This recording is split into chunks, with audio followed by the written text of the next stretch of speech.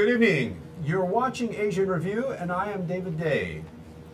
Our program this evening is going to be all about the pieces that are coming that you probably don't know about Hawaii's new business role in the Pacific. And I'd like to extend a special greeting to all of our viewers in Asia and those of you on the U.S. mainland. And I don't mean to leave you folks in Hawaii out, but you know, we've got some visitors from all over the region watching this program. And to help us with this topic and this conversation, we are absolutely delighted here at ThinkTech to have as our special guest the Deputy Secretary of Commerce for Domestic Operations, Mr. Antwaun Griffin, in from Washington, D.C. And Antwaun, thank you for joining us here. Thank you for having me, David. Pleasure is mine. For the benefit of our audience, Antwaun, you know, that's a big fancy government title. And so what is it that you really do but you have to be less than a paragraph, okay? Fair enough. Fair enough. And I'm oftentimes called upon to explain what it is I do, because I do have a lot of words that occupy my business card. So as the Deputy Assistant Secretary of Commerce for International Trade, I and my team of international trade specialists around the country work with U.S. businesses to help them export their product or service abroad. That can take any number of forms. More often than not, it's helping them find and develop market intelligence to determine a good market, foreign market for the good or service, or actually business-to-business matchmaking and actually identifying an appropriate foreign buyer or distributor for that good or service. Okay, if I take all that and boil it down, let me try this and see if I got it right. This is the Washington official in charge of the U.S.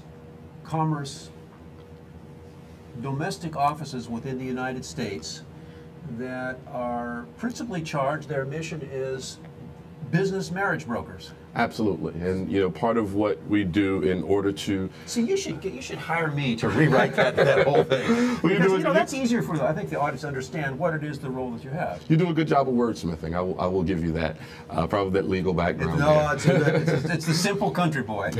But yeah, I mean, what we do is pretty straightforward, and it's usually helping U.S. small and medium-sized businesses find appropriate markets for their goods overseas. And you know, we're taking a particular focus under the President's National Export Initiative to better help businesses in our service sectors, because they represent the best opportunity for U.S. businesses to grow and succeed abroad. Okay, businesses in our service sectors. Mm-hmm. And so this is a program of particular importance to those of you business owners, entrepreneurs here in Hawaii, because our service sector is where it's at. And that service sector includes tourism, does it not? Absolutely. Travel and tourism is our largest service export. Every dollar that international visitors spend in the United States, here in Hawaii especially, represents a U.S. service export. Here in Hawaii alone, close to $10 billion a year is spent by international visitors, and that creates good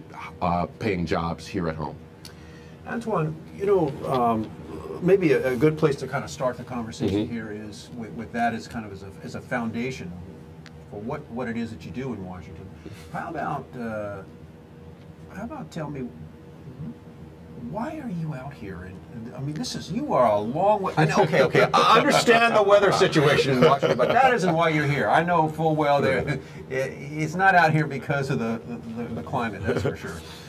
Yeah, this trip was planned before the tundra set in back east. Just so you'll know, although there are folks who are probably a little envious of me taking this trip. But you know, so why did I choose to come to Hawaii? I mean, in part, you know, all of our work is informed by public-private partnerships. Let's try the answer differently. Yeah. Instead of why did you choose to come to Hawaii, let me modify that just a little bit. Why did you feel you needed to come to Hawaii?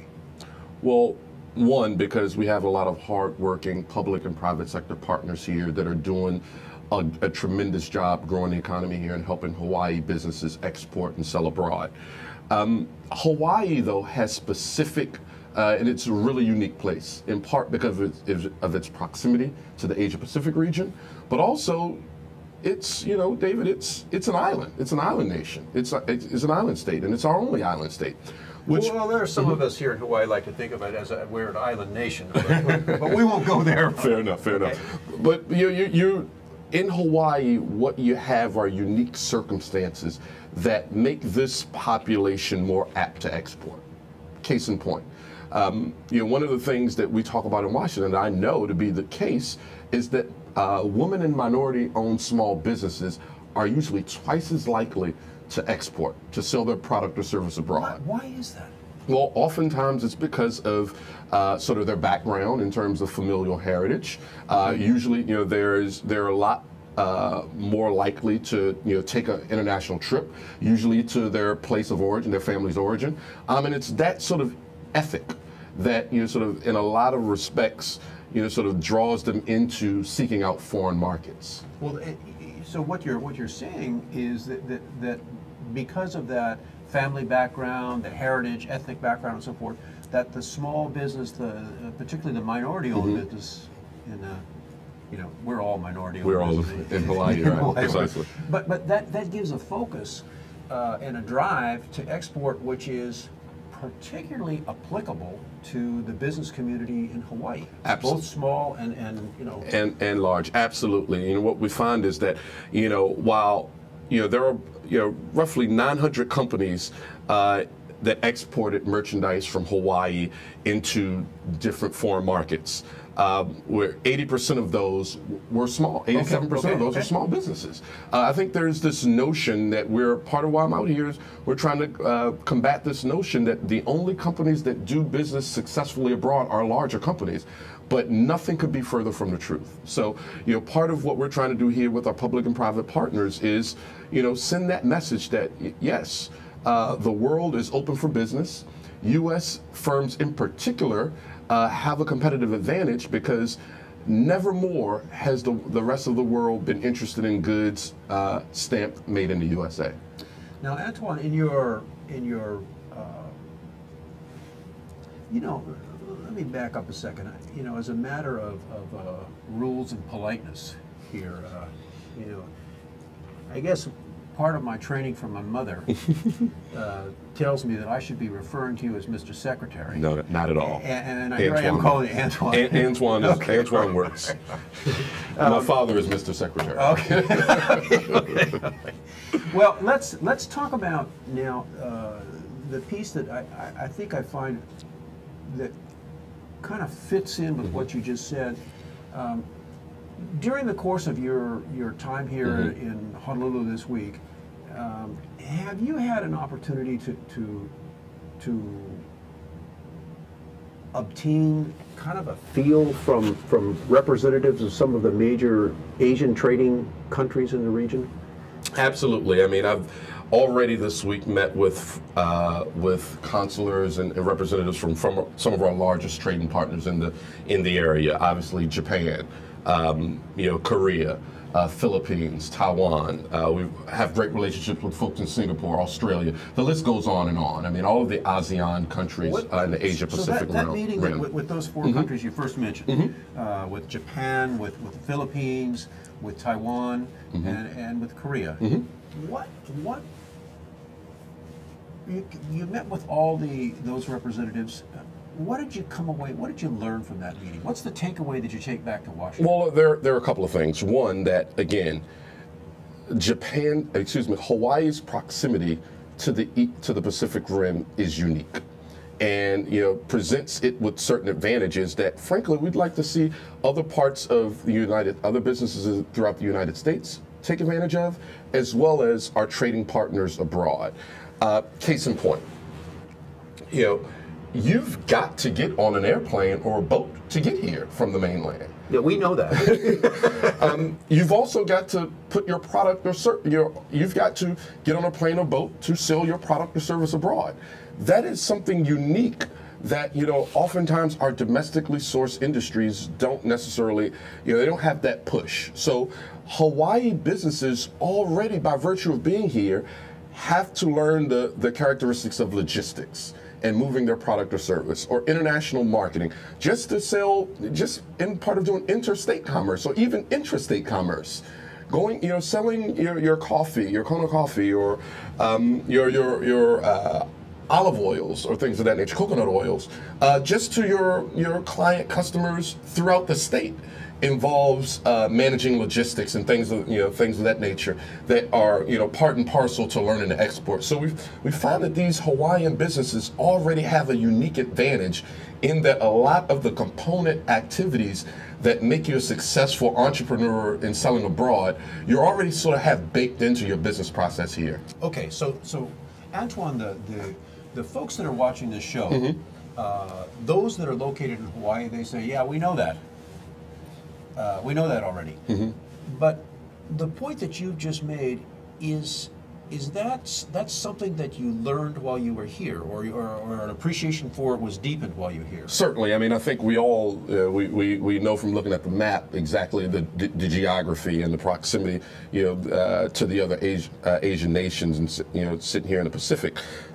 But obviously being here, meeting with the businesses, better understanding their unique advantages and challenges has helped to put a finer point on just that. That it's a useful sort of metaphor for the success that other U.S. businesses can and should be experiencing. And what we'd like to do to the department is take advantage of or better learn about some of the experiences and challenges that are unique to Hawaii, because we believe it provides a useful prologue to our sort of policy development to better help U.S. businesses on the mainland be more competitive, particularly as they look to enter these Asian markets. Okay, so let's take an example. Let's take Dallas, Texas, one of my favorite cities.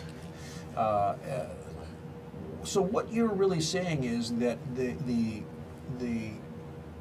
business milieu that the community has to operate here in Hawaii forces an export mentality that is different than maybe folks in Dallas might have, because they don't really have to worry about the logistics as in the same vein that a business in Hawaii is, because they could just throw the goods in the back of the truck, or they could, if they're a service, they can get in a car and drive to Houston or whatever they want to do. Absolutely, and it's an important point, but one that you've got to point out. I mean, you underscored just why I'm here, and it's that for the better part of the last century, U.S. businesses have been able to enjoy sufficient growth, job creation, by virtue of expanding into and throughout their local markets. Markets, like you said, you can touch, you can see, you can get in a car and drive to. Okay, we'll explore this point further. We're going to take a break here, so stay with us, ladies and gentlemen. You're watching Asian Review with the Deputy Secretary of Commerce, Mr. Antwaun Griffin. We'll be back after the break. Aloha. I'm Nicole Hori with the ThinkTech commentary. The PUC has established an investigative docket to determine the advisability of an undersea cable connecting the Oahu and Maui electrical grids. It has scheduled public meetings on both Oahu and Maui to invite comments on the proposal. The PUC is investigating whether a transmission cable between the two islands is in the public interest and whether the benefits to ratepayers would exceed the costs of the cable, which DBET estimates would be $700 million. The PUC also wants to know about development risks and how they would be mitigated. With the remarkable increase in PV in the islands and the availability of new grid technologies, it may be possible for each island to generate renewables that meet its own demand, and to have separate renewable grids for each island instead.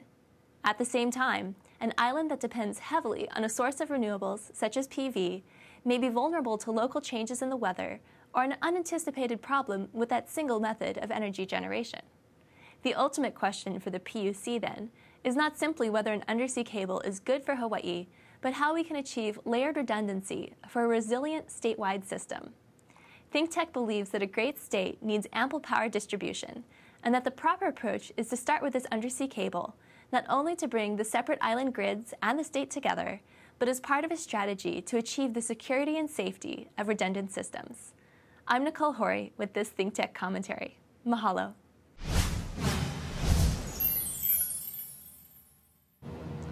We're back. You're watching Asian Review. I'm David Day, and our special guest today is Mr. Antwaun Griffin, the Deputy Secretary of Commerce for Domestic Operations, who's out here visiting in Hawaii and learning some really interesting things. You know, at the break, Antwaun, you were talking a little bit about the uniqueness of the Hawaii business experience that you've gained a deeper appreciation for, that very different than on the U.S. mainland. And you were talking also a little bit about the meeting with representatives of major trading partners, Japan, Philippines, Korea, and Taiwan. Anything additional that we haven't talked about that you think is important that kind of comes from meeting with these representatives of the major Asian trading partners of Hawaii here? Absolutely, and let me, so I'd like to connect those two ideas. Before the break, I was mentioning that, part of what President Obama meant to inform at the launch of the National Export Initiative back in 2010 was this cultural shift. Again, I was saying, like, most of our mainland businesses had enjoyed sufficient growth, record growth, over the course of the last 100 years by virtue of taking advantage of their local markets and indeed interstate markets. No need to send anything out of the country because there were plenty of consumers right here in our own backyards. But what we know is 95% of the world's consumers are outside of our borders, and that number is growing. So what we're talking about here with our other partners here in the Asia Pacific region, our trading partners, is how we collectively incent all of our businesses' willingness to trade across our borders. And what we find is that, again, as I mentioned, that cultural, how do we evince this cultural shift, getting our businesses to look out? And what I find is that Hawaii businesses have already been oriented that way. They're either looking towards the Asia Pacific region for export opportunities, but indeed even, interstate commerce with other businesses in the United States. You've got to look, across the Pacific back to the mainland. So it's already baked into your business process here, and that's why I find that there are a lot of useful lessons and tools that can be gleaned from learning and talking with, liaising with our private and public sector partners here. Now, as it relates to those other trading partners, we're talking brass tacks, specific ways of taking advantage of sort of free trade agreements and building support for new ones. Reverse and inbound trade missions. How can we do a better job of strategically linking businesses across specific industry sectors? How can we better foster travel and tourism dollars into and out of one another's markets? Those are the specific things we've been talking about, and looking toward utilizing Hawaii as a hub of that type of activity. Okay, well, let's talk about that, because this, for many many years there's been talk in Hawaii here of the state becoming a regional hub, or a crossroads, or a bridge for trade within the region. And so what you're telling me is that one of the things you're taking back to Washington is the mental attitude that's baked in, the export mentality. Get it out over the reef. Get it out over the border. That kind of, whether it's a product or service. So that so with that, and then you just mentioned the concept of a trading hub. And let me ask you, I want you to, just your own opinion, I don't want you to speak for the Department of Commerce, but what visionary, what creative ideas might you be taking back to Washington that you, in your own opinion, that you've learned this week that could make that a reality? A kind of a vision for a new role of Hawaii in the Pacific to enhance trade. Absolutely. I mean, and look, be clear, mine's is a practical approach. And it's more informed by, again, my belief that you have certain cultural, cultural advantages, but also advantages inherent in proximity. And one of the largest challenges we see with getting U.S. businesses out of their backyard, out of their comfort zone is the amount of time and monetary investment involved in actually putting your feet into Asian markets. And part of our vision involves potentially utilizing Hawaii as a hub, a trading hub for networking, business-to-business matchmaking, where it sort of cuts down on the travel and time requirement for parties on both sides. Okay, so talk to the audience now and tell them, take that concept and if you can, Antwaun, what does that translate to? What specifically are you talking about? How do you make that happen? Because that's been a piece of coffee discussions or dinner conversations here in Hawaii for 3-4 decades, maybe. This hub. How could you make that happen? Right. Well, again, the Department of Commerce and indeed the government can't make that happen alone. I mean, it involves a heck of a lot of work and a collaborative approach by any number of entities, public, private, and foreign. But at least from the standpoint of what we do at the Department of Commerce and the International Trade Administration, we engage in, again, helping U.S. businesses remove barriers to entry, identify, foreign business partners, provide useful market intelligence to help them determine the appropriate foreign market for their good or service. So as it relates to how Hawaii businesses and Hawaii infrastructure can aid in that task, it has a lot to do with, place-based trade promotion activity. Okay, what is that? Right. So, trade events, missions, one of the things that, there is still, like, we've got all types of technology tools. The internet has made sort of the speed of business lightning fast. Okay. But there is still, David, I'd submit to you, very little very few substitutes for actually pressing the flesh and meeting a business partner. And what we find is that if you're able to, reduce the time and monetary commitment that's involved in meeting those businesses and making those international business connections, then what we see is a shorter timeline to transactions that are successful for both sides. So, what we'd look to do is host and locate more trans-Pacific trade and investment events here in the state of Hawaii. That way we're looking to bring, at least in our vision, it involves bringing more U.S. businesses here and having, Asia-Pacific businesses here as well, thus cutting that trip in half for most of them. I see. Okay, so, I know that's because you're in the process of still gathering information, you're still meeting with people here in Hawaii, and this vision that's starting to take shape of a series of trade events in Hawaii that the Department of Commerce maybe facilitates or coming up in the future. How about, let me dig down one notch further here. We'll drill down a little bit deeper here.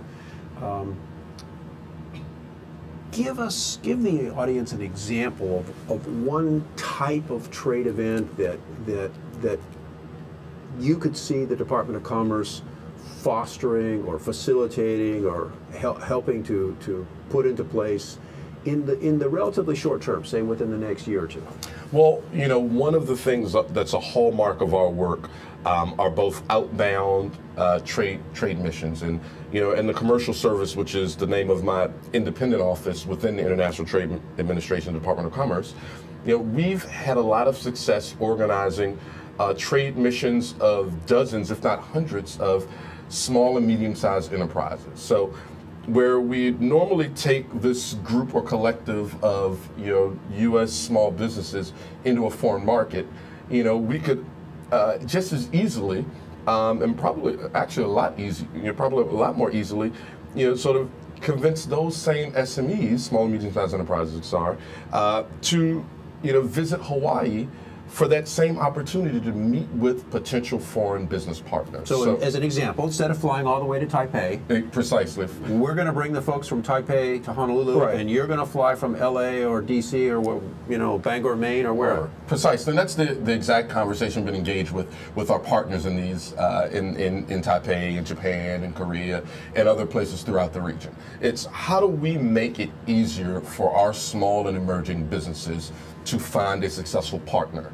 And what we find is, one, doing a better job of strategically highlighting emerging industries where we've got a competitive advantage here in the United States, but also making the cost of that marketing and outreach effort, lowering the cost, I should say, of that marketing and outreach effort. So whether it's a mini mission, I'm just saying this, using as an example, of renewable energy firms from Houston that would come to Hawaii to meet other firms interested in growing their capacity in renewable energy from, say, the Philippines or South Korea. We could actually do that here in Hawaii for less cost than trying to convince those firms from South Korea to fly all the way into Houston or Dallas, or Houston or Texas. Okay. So we'd actually look to do it here, which actually would be a benefit to the local economy here as well, which again is driven largely still by travel and tourism dollars. Benefit to the local economy and tourism, but also on the business side. Precisely, because there are renewable energy firms here that would certainly benefit from that cross-promotion, pollination, and all of the sort of activity, industry briefings, things of that nature that could and would happen if we were to utilize Hawaii as a regional trading hub. Okay, let me go back to one other point that you made about the whole mental state of a Hawaii business person having the attitude, the export attitude baked in, if you will. All right, I'm going to use your words. All right, what can you do with that? You go back to Washington, you've gained an appreciation for that fact of life. What could you do with that? Or what do you want to do with that? Well, I think, like I said, it gets back to what we were just talking about. I mean, I think that you have a unique culture here and ethic of looking out, in part because you've had to do it for so long in terms of for a lot of the products and service, even folks consume here in Hawaii. So I just think that taking advantage of that and trying to figure out sort of what are the underlying components of that. Obviously there's the cultural backgrounds that inform so much of folks as looking to foreign markets, but I'd also say that there's some practical components there in terms of shipping and logistics, travel, traveling. What are the how do we inform more consistent travel to and through these consistent shipping trading partners? Okay. So there are ways that once you sort of peel back the layers on sort of the sort of what type of activity is informed by these the unique culture here in Hawaii, then I think you're able to look and see, all right, well, what are the sort of industries that support sort of the unique sort of things that the Hawaiian culture provides, and we find that everything from transportation, travel and logistics, and then you get down to supporting ancillary services, food and beverage, things of that nature. These are all things that we go back to Washington. Every one of our states and local markets consumes travels as well. So, trying to figure out exactly what you're doing here and what might be applicable to those other markets is something that we'd like to do. Are you suggesting that the Hawaii business attitude, this baked in exportomania, if you will, is something that is provides something like a teachable moment for the businesses on the U.S. mainland? Absolutely. Or a teachable opportunity. Right. I think it's certainly something that, sort of having witnessed and felt it, and I think, folks here can appreciate. Obviously, everything can't be replicated. There are things that are unique about this culture in this state. But again, as you peel back the layer, there can and should be certain components that we may be able to replicate in other places. And like I said, there is still no substitute for actually putting your feet on the ground and meeting a potential business partner. Mr. Producer, we're approaching a time when it would be good for us to take a break. And ladies and gentlemen, you are watching Asia in Review. I'm your host, David Day, and we're here with our special guest, Deputy Assistant Secretary of Commerce. I want to say State, and I don't know why that is, but it's Commerce. It's a different agency. Antwaun Griffin, and we'll be back after the break. We'll see you on the other side. We want to thank our underwriters. Hawaiian Electric Company and its affiliates Maui Electric on Maui and Hawaii Electric Light Company on Hawaii Island are deeply committed to the communities they serve. Galen Ho is a senior executive of BAE Systems, a global defense, security, and aerospace company. The High-Tech Development Corporation, the state's leading technology agency, attached to the Department of Business, Economic Development, and Tourism. Castle and Cook Hawaii, with a time-honored legacy that spans more than 160 years and revolves around its mission of investing in Hawaii, creating communities, and providing for the needs of our state. Hawaii Gas, formerly the Gas Company, a proponent of the Liquefied Natural Gas Initiative, helping Hawaii achieve its transition to clean energy and a better energy future. Collateral Analytics, a Hawaii-based tech company empowering the real estate industry with greater and faster access to the tools and data they need to make better informed property investment decisions. I'm Nicole Hori. Thanks so much for joining us on ThinkTech. I'm Maria Kashem. See you next time. We're back. You're watching Asian Review, and our show title today has to do with the new role that Hawaii is going to play here in the Pacific. And helping us to understand a little bit more about that is the Deputy Assistant Secretary of Office for Domestic Operations for the United States Department of Commerce, all the way from frozen Washington, D.C., Mr. Antwaun Griffin. And Antwaun, a lot of times we have the luxury of having a studio audience here, and we have folks who come down and watch the show. And ladies and gentlemen, if you'd like to contact ThinkTech, you can come down and join us. And so one of the members of our studio audience has got a question. So, sir, what is your, just give us your first name, and then what's your question for Secretary Griffin here? My first name is Dave. Okay. Okay, Dave, what's your question? A lot of emphasis, of course, is placed on east-west trade back and forth across the Asia-Pacific, but emerging is also a north-south trade with the Pacific nations of Latin America. And if it's difficult to get people to think about how to engage east-west trade, are there any special challenges to get people to think about north-south trade? Boy, there's a question for you, Antwaun. Well, what do you think? You know, well, it's a very good question, and reminds all of us, should remind all of us that the Pacific is a vast body of water that touches many, many nations. And you're exactly right. We are oftentimes oriented more towards looking looking west. But we can also look. Well, that's because of Horace Greeley. but if we look east, you realize that Mexico, Canada, indeed the Central American nations, as well as the South American nations, are also touched by the Pacific Ocean. And you're exactly right. Part of what we're trying to do in the there's been a lot of talk bantered about the Trans-Pacific Partnership, proposed trade agreement between all of those nations that border the Pacific. That would unleash, hopefully, in our belief, a lot more potential for trade and investment amongst the nations. But you're exactly right, Dave. And I think that while again, particularly here in Hawaii and on the West, that we do have a tendency to look towards our long time and great trading partners. We can and should do a better job of making sure that our South and Central American countries are also part of the conversation.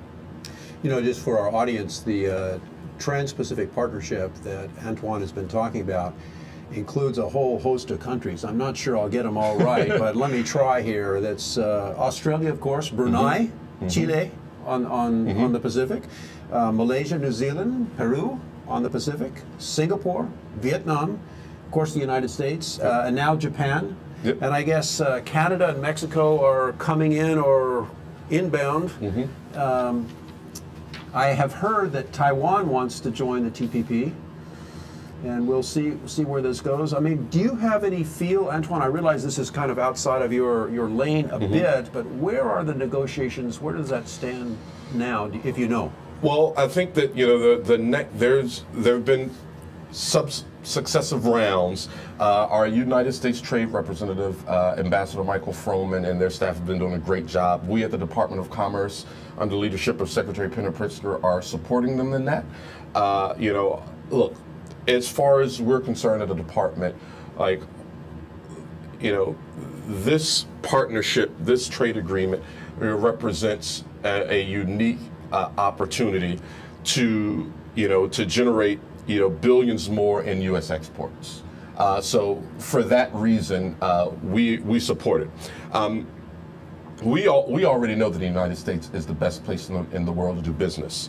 Our educated workforce, our safe investment climate, culture of innovation, and abundant supply of clean and affordable energy make us an attractive place for foreign investment, as well as makes our businesses globally competitive. And we believe that in opening these markets for U.S. businesses, that we'd be able to create even more good-paying jobs right here at home. Let me go back to Dave and our studio audience here. Dave, did Secretary Griffin fully answer your question, or did you have a follow-up question you wanted to ask? He answered the question quite well, and I think you've already addressed part of the issue, and that is that we forget that some of the countries lined up for TPP are Latin American countries, and present a real opportunity for cross-Pacific trade, both east-west and north-south. Right. I mean, it's important to remember, and like I said, I don't want to get, again, this is more the bailiwick of our United States Trade Representative, Ambassador Froman, but I just remind folks that collectively these countries make up over 40% of the global economy. 40%. So, in effect, we'd be hopefully opening those markets up for U.S. goods and services. And I'd also say that at least according to the Peterson Institute, one of the studies we've been one of the groups that have been studying this issue, their opinion is that the Trans-Pacific Partnership would generate an additional $123 billion in U.S. exports. Boy, that's significant. That's a significant amount of money, and certainly, given Hawaii's proximity to those markets, we would expect that a significant amount of that money would be hopefully realized by Hawaiian-based businesses. Well, and the TPP, when you look at that list of countries, if you're using a map and you go and you check them all off, what you find out is that's our backyard. Absolutely. Broadly speaking, of course, backyard, with some rather significant miles in between, but that's our backyard here. Antwaun, as I've listened to you here throughout this program, I have a feeling that one of the things that's happened during the course of this week, or the days that you've been here on the turf, is that you're now taking back to Washington the possibility of a different picture, a different business role for Hawaii to play in the future. Am I missing something here, or is that right? Well, I think we all have a vision of, robust growth and expansion in each of the 50 states. Sure. What we're here doing, why I'm here, is meeting with our public and private sector partners. This is not the government's work to do alone. It's not the state of Hawaii's work to be done alone. And just engaging folks and listening. And like I said, that's where I've sort of learned and gathered a better appreciation for the unique advantages here. But as it relates to the larger Asia pivot, or Asia rebalance, as President Obama calls it, growing our exports into these markets and increasing trade and investment between the United States and the Pacific region, it's not just something we'd like to do, it's necessary. Because what I can say to you is that we're seeing company after company decide to create more jobs in the U.S. by utilizing our trade agreements and seeking out foreign markets for their good or service. But I'd like to remind you that the rest of the world is not standing still. They're looking to do things differently. They're innovating, and further, they're taking advantage of their unique geographic and cultural advantages, and we've got to do the same. And I submit to you that sort of Hawaii's positioning, to the Asia Pacific region, makes it gives us a unique advantage, and we should be taking advantage of it. All right, I have time for one very short question, almost a yes or no answer. Possibility of commerce facilitating major trade promotion conferences and events coming up in Hawaii? Yes or no? Yes. Okay. That's a new. Was that a commitment? Did you get me on a commitment? No, there? I didn't get you on a commitment. I'm asking for your opinion and a vision of the future, and that is a huge change that Hawaii, the people of the state of Hawaii, and indeed the Pacific Islands, I think could really appreciate and would make a major difference in trade in the region here. Yeah, I think that there's a hunger that is apparent, and I think a desire and willingness on the part of the business community here that I think makes it an attractive, it provides a host of options and opportunities that we can and should be taking advantage of. Well, Secretary Griffin, we are out of time. And Antwaun, I want to thank you for spending time with us here in the studio and also spending time with us here in Hawaii. Ladies and gentlemen, you've been watching Asia in Review. I'm David Day. I will see you next week. We will have a very renowned Australian think tank expert on Australian foreign policy and security, Mr. Peter Jennings, in from Canberra. And we'll see you next week at our regular time. Please have a safe drive home.